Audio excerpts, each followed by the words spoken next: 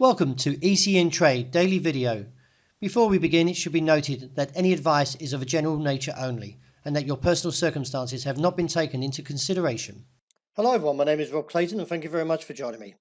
Yesterday, the Australian dollar staged a firm advance in front of the key level of 68.3540, and from the rally is now looking to challenge the top side at 68.95, which I do believe the bears are starting to rumble up and no doubt take on the challenge if we see a break, and then furthermore see firm resistance with this supply zone still seen at 69.4055.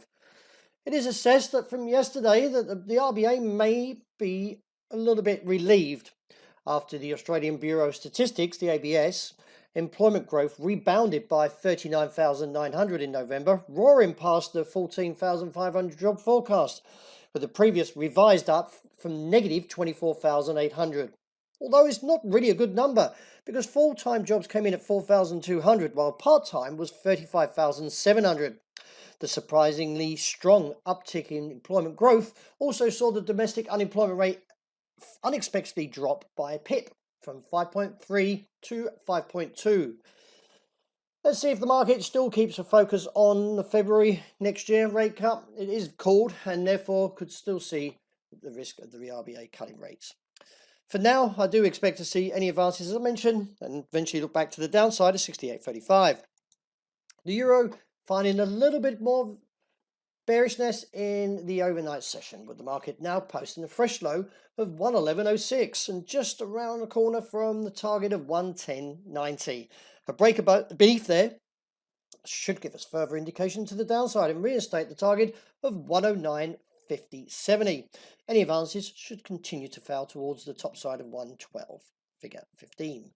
The dollar yen rejects the level of 109.70 once again, posts an outside range day and now waits confirmation. A break of 108.90 would be that confirmation and look towards 108.20 as a target, with any advances to fail still at that level of 109.70 if we do see a rebound today. As widely expected, the Bank of England kept their interest rates on hold, but still want to wait and see how it all pans out from the UK election. Furthermore, from the break of 132.20, still keeps the bears on track towards 129.10 and reassess from there. The gold is still expected to see further up tests and now has a risk of breaking 1,480.82 after challenging there once again. It is a very significant level, as a break would see a rise up to 1,500, figure 15.